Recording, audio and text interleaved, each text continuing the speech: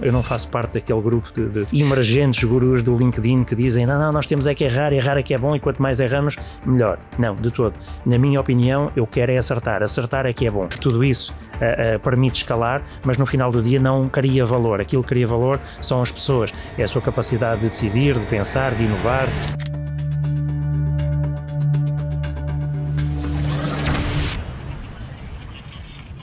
Ora, cá estamos em mais um episódio do nosso podcast. Hoje temos Licínio Santos, CEO de Montepio Crédito, pessoa com vasta experiência na gestão de equipas e na gestão de entidades, corporações que fazem contacto regular com grandes massas de clientes, uma pessoa com muita experiência na área da tecnologia também, e por isso mesmo penso que será uma conversa muito interessante sobre a temática geral que aqui temos trazido. Mas eu não queria estar a estender muito sobre a apresentação do próprio, nas suas próprias palavras. Quem é o Licínio Santos? Muito obrigado, Pedro, pela oportunidade desta conversa. Eu, na verdade, sou portanto, um jovem de 44 anos. Toda a minha formação feita na área da gestão, desde a licenciatura, mestrado, MBA. Trabalho há 22 anos, sempre na área e no sistema financeiro, portanto 2 multinacionais e agora uma empresa totalmente portuguesa. Sou muito focado em pessoas, na execução, na estratégia. Sou exigente, mas sou também alguém que valoriza o trabalho cooperativo e que gosta de entregar valor e criar impacto. Tem notado na evolução da sociedade algum impacto da multiculturalidade, da multidisciplinaridade? Tem-se discutido muito que isto traz aumentos de produtividade, mas também traz desafios impactantes naquilo que é a liderança, formas diferentes de pensar, formas diferentes de ver o mundo. Como tem sido esta passagem ao longo dos últimos anos e nestes tempos mais recentes, onde isso é cada vez mais provável? Eu sou da opinião que a riqueza das discussões vem verdadeiramente da diversidade de opinião, da diversidade de perspectivas, de perfis e, portanto, quanto mais diversa a sala ou a mesa de reuniões, mais riqueza tem a possibilidade de adicionar.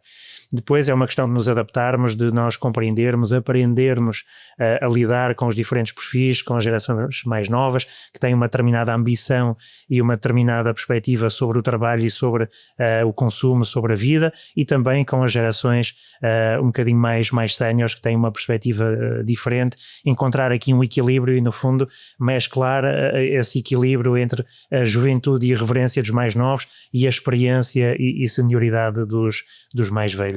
Enquanto líder, como é que isso influencia a forma como olha para os problemas e isso acaba por ter um impacto nas decisões que tem que tomar? Ou seja, o estilo de liderança que tem, nota que tem uma influência depois nas decisões estratégicas que acaba por tomar?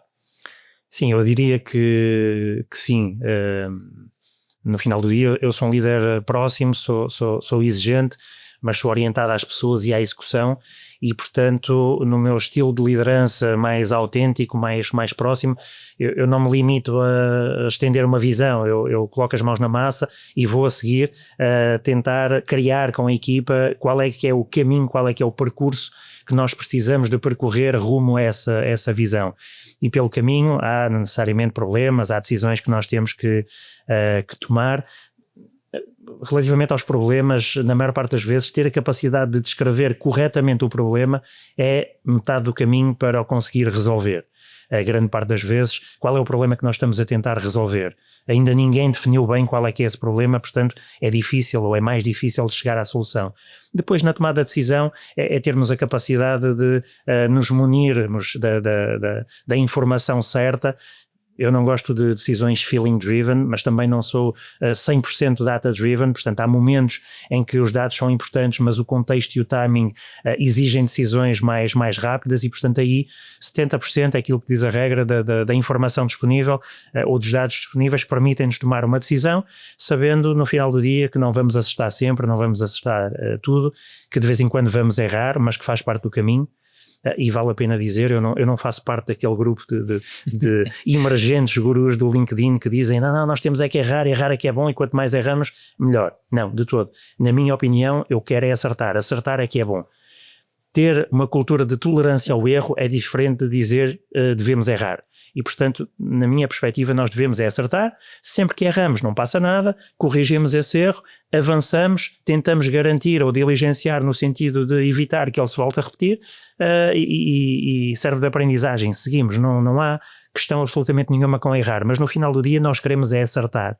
E, portanto, eu diria que é esta a perspectiva sobre a tomada de decisão. Temos que as tomar dezenas, centenas de vezes todos os dias e não vamos acertar sempre. Efetivamente, nos últimos anos o Montepio Crédito tem registado um grande crescimento, tanto do ponto de vista apenas naquilo que se cinge ao desempenho financeiro, assim como naquilo que tem que ver com a adoção de tecnologia. Isto, neste tema em particular, é uma questão estratégica ou é uma inevitabilidade do mercado em geral? A tecnologia? Sim. É uma escolha estratégica muito, muito clara. Nós temos a consciência que em cada momento, para as empresas prosperarem, é preciso um conjunto de fatores e ter uma oferta competitiva, diferenciadora, um bom posicionamento, uma marca credível, qualidade de serviço, tudo isso é muito importante para que o negócio prospere e para que o modelo de negócio faça sentido, mas a determinado momento isso não chega, não é suficiente para que se consiga crescer de forma sustentada no tempo e consistentemente.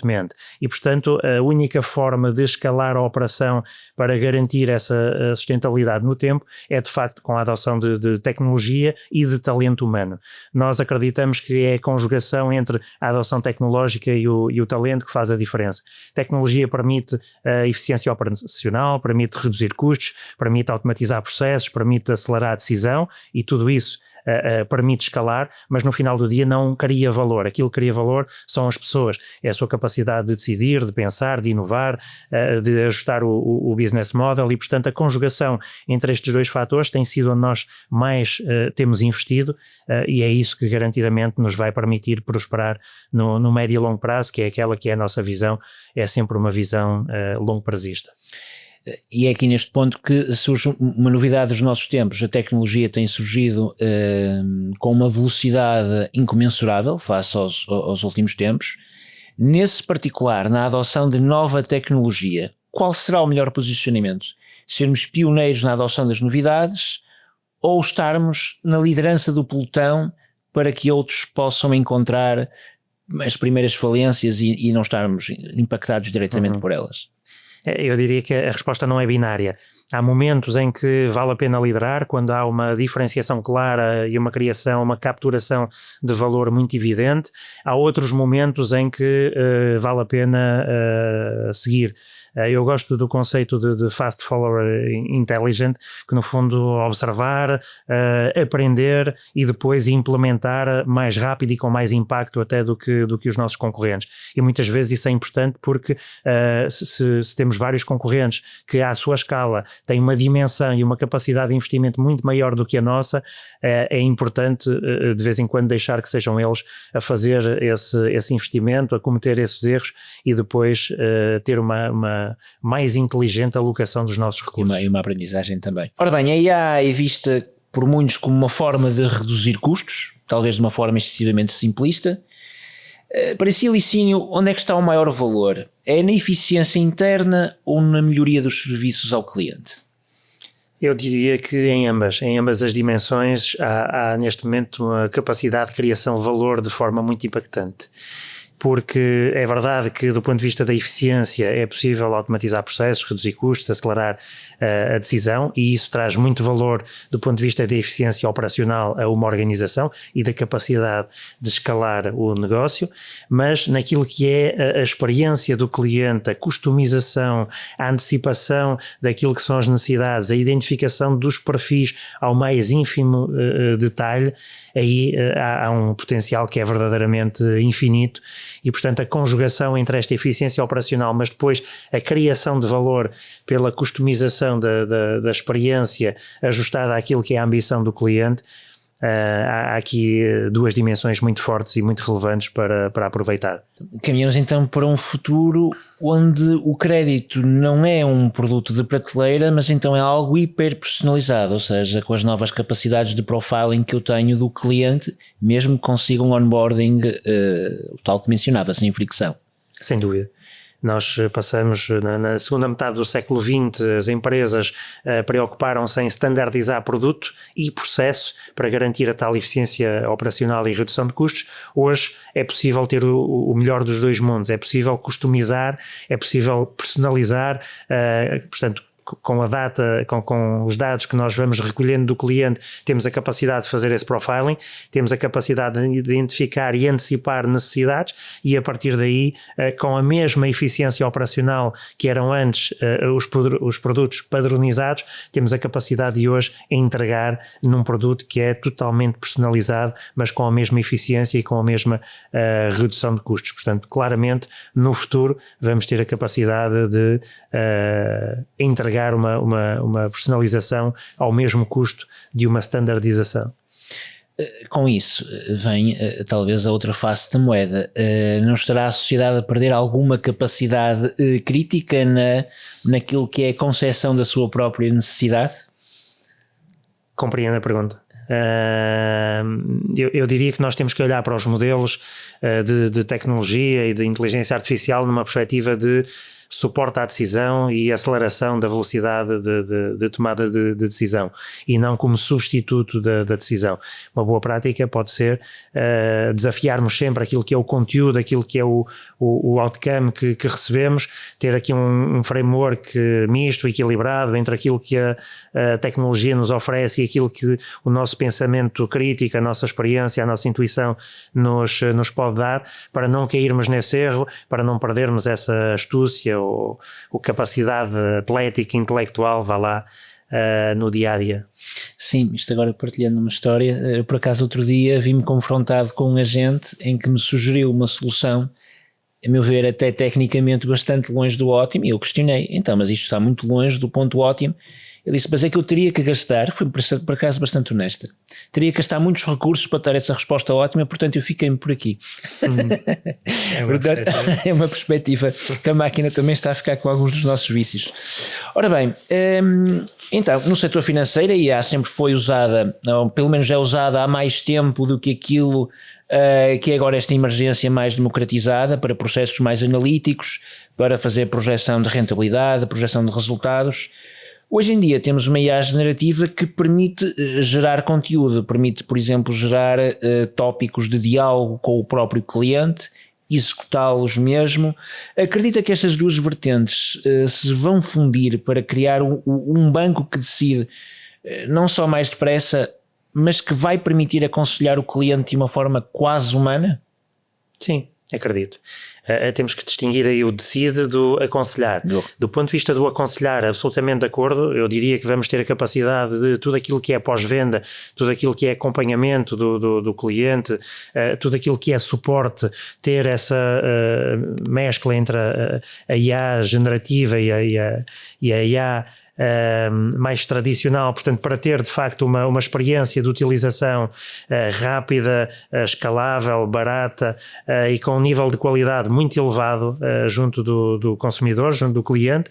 Depois a perspectiva da decisão, aí temos outras questões, porque como sabem a decisão, portanto as entidades financeiras e a atividade financeira está, do ponto de vista da regulamentação europeia do AI Act, dentro daquilo que são as matérias de alto risco e, portanto, não é possível hoje decidir meramente com modelos de inteligência artificial, porque é preciso ter a capacidade de auditar, explicar, ter, portanto, um modelo de governance sobre os modelos de decisão que não criem possibilidade de enviesamento ou de algum tipo de risco sistémico e, portanto, sobre isso diria que vai demorar mais tempo até termos a capacidade da máquina decidir de forma autónoma. Isso efetivamente no setor financeiro e naqueles setores que exigem algum rigor na produção da decisão final é um dos temas que é um desafio lançado pelos gestores do setor financeiro. É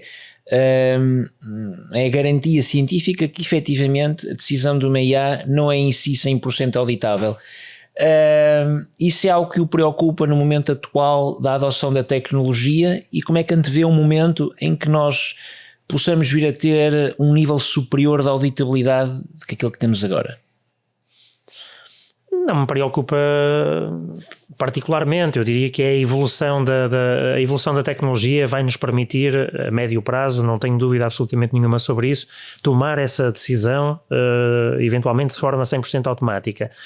Porque os modelos vão se tornar cada vez mais auditáveis, cada vez mais explicáveis. Depois há aqui várias perspectivas que têm que ser consideradas, nomeadamente o enviesamento. Os modelos, como nós sabemos, aprendem com dados históricos. E, portanto, se os dados históricos estiverem enviesados, aquilo que nós vamos fazer é provavelmente perpetuar esse enviesamento ou até amplificá-lo.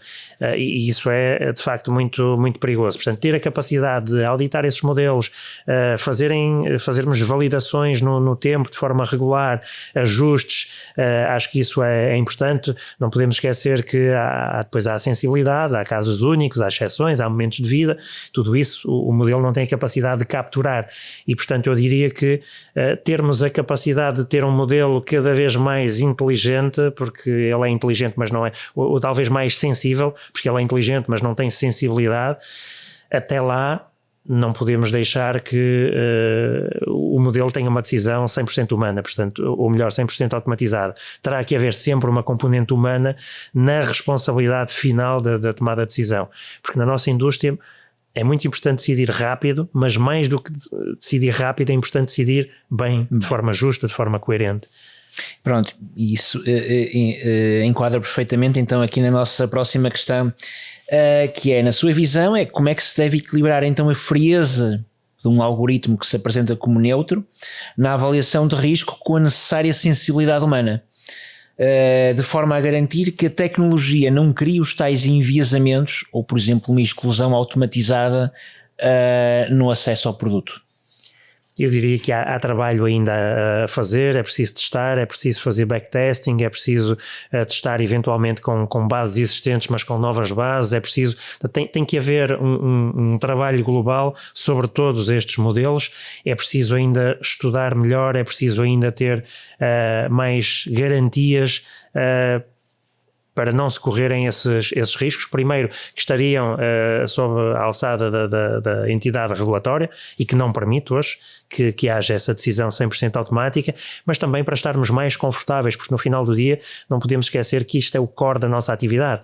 Nós, enquanto instituições financeiras, vivemos de crédito concedido, portanto a decisão de conceder ou não conceder é determinante, tudo o resto gira depois à volta disto, escalar a operação, ter qualidade de serviço, fazer mas fazer a captação de uma operação é de facto aquilo que é core. E, portanto, termos ferramentas que nos apoiam na decisão, os algoritmos que nos dão maior precisão, menor capacidade de erro, maior velocidade naquilo que é o desempenho das nossas tarefas à data ainda muito humanizadas. Tudo isso é ótimo, é excelente, mas depois é preciso garantir que, do ponto de vista de governo, tudo funciona, que a margem de erro é mínima e que temos a capacidade de validar quase ao detalhe e quase ao momento, porque nós temos que ter a capacidade de explicar cada uma das decisões em cada momento, seja a um cliente, seja a um auditor, seja a um regulador, o porquê daquela decisão, sim ou não, quais foram as variáveis que determinaram que eu dissesse sim àquela operação ou não. Eu não posso correr o risco de discriminar um consumidor sem ter a capacidade de explicar porquê. E, portanto, há aqui trabalho a fazer-se, é muito sensível de facto. Basta ver que na categoria de definição de risco da regulamentação europeia no AI Act, as entidades financeiras estão no mesmo grau de risco, a introdução da decisão, ou neste caso da IA na decisão, está no mesmo grau de risco do que, por exemplo, os elevadores. Introduzir, estamos a falar de risco de vida, não é? Elevadores, cair, não cair, ficar trancado. A atividade financeira está no mesmo grau de risco pela regulamentação. Portanto, conseguimos perceber que é de facto muito sensível. E é precisamente aí então que eu lançava a minha última pergunta, que é: se sente que estamos a subestimar algum parâmetro ou alguma perspectiva na adoção da tecnologia neste setor de negócio? Talvez estejamos a subestimar dois fatores, duas dimensões. A velocidade da evolução da tecnologia e dois, o impacto que isso tem nas pessoas e nas organizações. Porque, na verdade, as empresas e as pessoas têm um tempo para se adaptarem a uma evolução e a tecnologia e o ecossistema evoluem cada vez mais rápido.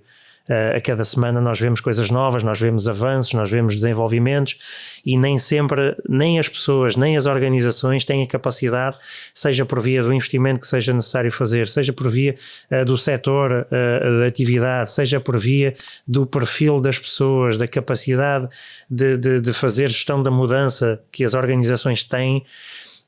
E isso é de facto uma preocupação, porque as pessoas precisam de sentir confiança na adoção da tecnologia, precisam de se sentir acompanhadas, as pessoas precisam de fazer parte da mudança. Se não sentirem que são parte ativa na gestão da mudança, vão ter tendência a resistir, vão ter tendência a ter receio, vão ter tendência a protegerem-se, e isso no final do dia não ajuda ninguém, não ajuda as pessoas, porque há um clima de menor confiança e até de algum receio sobre a subsistência da sua profissão ou da sua continuidade na organização, e depois há a perspectiva do ora se eu não consigo acompanhar, então vamos tentar bloquear e vamos tentar impedir que isto avance, porque com mais tempo isto demorar, mais portanto, isto é uma perspectiva, não é necessariamente verdade, mas há portanto, a gestão da mudança nas organizações, a gestão da cultura é de facto muito importante, e eu diria que com esta velocidade a que a tecnologia evolui, é preciso haver foco sobre o acompanhamento das pessoas, a formação contínua, o upskilling, o reskilling. Portanto, há que haver um plano de gestão da mudança com uma comunicação muito clara, muito transparente, que acompanha esta evolução do ecossistema junto das organizações. Muito bem, foi tudo com Licínio Santos, espero que tenham gostado e estejam connosco no nosso próximo episódio. Muito obrigado.